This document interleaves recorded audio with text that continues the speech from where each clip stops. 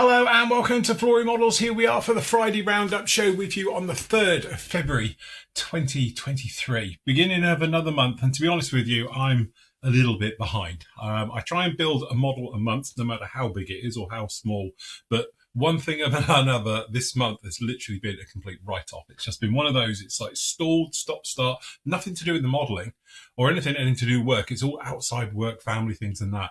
But needless to say, we are a little bit behind. I wanted this thing in paint, and if anything, I wanted it deckled, so it's just going to be weathering next week. Hopefully next week I can get a few good days solidly doing some modelling, and we can get going with this particular one. Anyway, it is together. It's coming together very, very nicely. So if we just pop over to the site, you can see where we are. So this all started on Monday, and we basically went straight into it. So again, it's things like that. It's Tamiya, but it's old school Tamiya, so we have to do a little bit of cleanup and a little bit of sorting out with it. So going around, sanding, a little bit of filling. To be honest, not tons of filler, and in some cases it was me just going probably a little bit over the top, but I do want this thing to be perfect. So I'm thinking, right, we're out with the filler, we'll put it in some areas just to make sure we're absolutely fine. So because we use filler, obviously your normal thing, we've got to come back, we've got to re-scribe, we've got to re-rivet, pop all those details back that we may have lost. We had to make some alterations to the actual kit itself. So down the back here, I've marked it in pen here. You'll see later on that it is actually in there properly,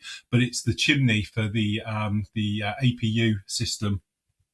Down underneath you've got the vent for it, but there's also a little chimney that comes out the top as well. You've got the 3 ones each side for the engines as well. That's for the E. The actual old-fashioned C actually just has one in the middle, so we had to fill in these ones. So we used a little bit of black super glue, the old Black Widow stuff, just to take care of that, which makes it nice and easy to deal with, and then sand them back. And then afterwards you can see we actually put the proper chimney in for there, so obviously being more like the C. Then we were working on the underside, so we was going through, we put the doors on, we put all the blades, got these vortex generators down in here, the air scoops, things like that, and the air vents, those are all in place. There's those doors going on, which are beautiful. Great thing about the F-15 is that obviously the doors are shut unless they're actually in transition, or it's in obviously for maintenance and things like that, but generally just out on the ground and things like that, the doors are all closed afterwards, so that's quite nice. Then it was a case of the fun time. Say I built this kit, this is the 5th time I've built this kit in one visor or another, so is in a C or an E.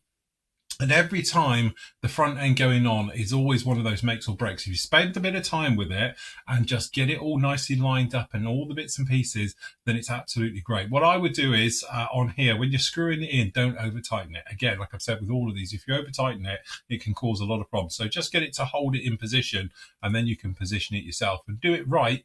You end up with a totally seamless join. So again, very, very little filler needed down in there. As you can see, it's basically just a perfect join as it is without actually touching it. So again, it's one of those things, probably took a good 45 minutes to an hour just to play with it, making sure it's all in. You can see the little gaps just up here on the top, and then you just obviously get the bottom put in, and then you can pull up the top and you'll be absolutely seamless. So anyway, that is part 6. That was up with you right now, so members, obviously you can go off and see that one. Tuesday was the daily show, and to be honest with you, we went back to a little bit of time to using an acrylic primer. Now, I haven't used an acrylic primer for a very, very long time, just to say. So again, it was one of those ones where obviously I do say about the great things about lacquers and that, but I do understand and acutely aware is that not everybody, one, likes lacquers, because let's face it, they're pretty horrible stuff. Or secondly, is in an environment that is, you can actually use them in, because you might have pets, small children, family members, or just be in a space where you haven't got good ventilation to get that smell out. So there is other options out there. So we speak about those, but what we do is we do a proper on test with it using the F-15. So as you can see down here, we use the tailplanes and things like that. There's a full video on that one as well, so if you want to go off and see that one, we'll talk about that a little bit more in a minute. Wednesday, obviously it was the PM show. Usual laughters and giggles, talking about the pre-orders, what's going on, what's released, and everything in the modelling world for actually that week. So if you want to go off and see that one is up with you right now.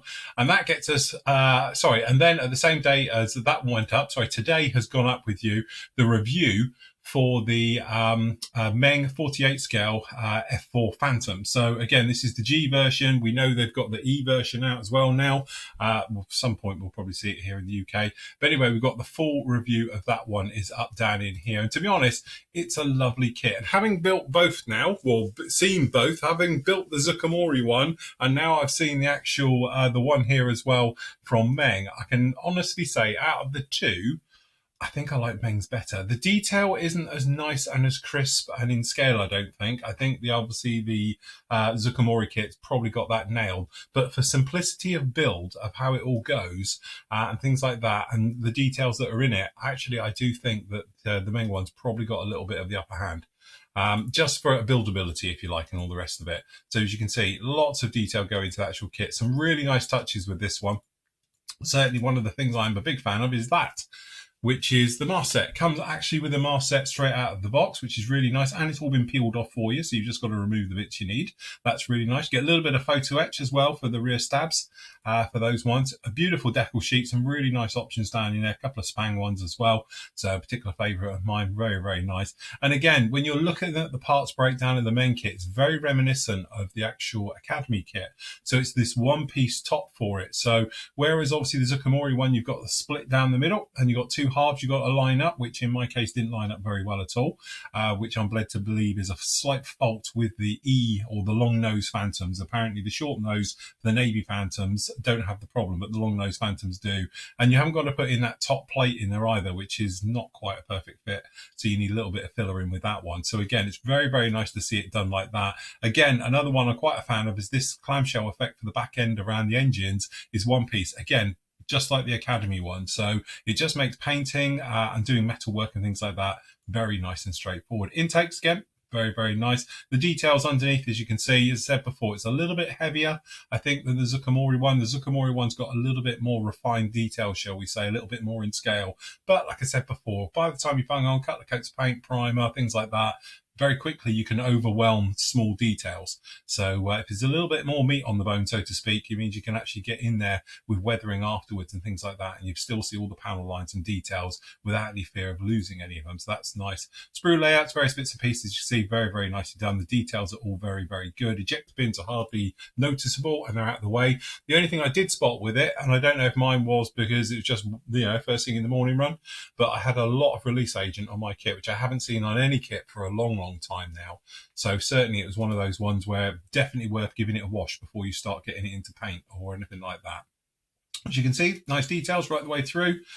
We've got the anti-radiation missiles again, and again, little things like the details for the doors, the various side details for the engine there. Everything else is very done, very nice. Even the little blow-in doors underneath, the details on them are absolutely incredible. Lots of stuff going down in there. Nice full-length intakes, although they do have ejector pins, but a quick swipe with sanding stick would be good to go with that. Specific, obviously, for the G, because you've got the rear Wizzo's area there with all his gubbins in there, as well as the longer jammer pods as well. I can't remember any band that one is, but it's the extra bands on that. And obviously different tail because you've got the big sensor at the top as well. So again, very, very nice. Engine detail, not really much in there, but what you get for around the actual flame holders and the cans from there back, very nice. And obviously looking down the intakes is all you need. The seats, at first glance, I thought were very simplified, but actually the details are very nice as well. And the clear parts, although it does have a center seam in it, but the main canopies, the front canopy doesn't. It's crystal clear. Very, very nice. Very good job indeed. So anyway, a great kit. So definitely, I think it's one of those ones where, you know, people often ask me, which one would you do? You should do a side-by-side review. I tried not to because I tend to find kits have their own merits. So I tend to say, right, we're doing this one. And then obviously we'll build this one separately. But having looked at that one now, actually, I think it's probably buildability definitely easier than doing the Zucamori one. Zucamori one is a little bit in depth and all the rest of it. If you want to do a shake and bake and get on with it, that's definitely the kit for you. Price-wise, there's only a couple of pounds in it as well. So honestly, you can take your chances with this one. You can either do the Zucamori one, or as you say, you can do the Meng one. It's totally up to you. Yesterday or tonight, I have to say, this is slightly out of sync for me because I'm actually recording this Thursday night. I've got to be somewhere tomorrow, so that's why I'm doing it now. So that's why this doesn't actually take part. But I'm assuming we had a fantastic show. last night, shall we say, and all the rest of it. Thank you for everybody for joining in and all the bits and pieces as always. So yes, it was great to see you all on there. So hopefully we had a good show and no technical issues. But there we go. Anyway, that's up with you. Also, we'll be up properly after the show, but I've put the photos in here already so you can have a little bit of a look. Obviously, we've got the things for the next part of 7 of the actual F-15 will be up by the time you get to this video as well. So in here, we're talking about the engines at the rear end, and there is aftermarket ones, which are incredibly expensive.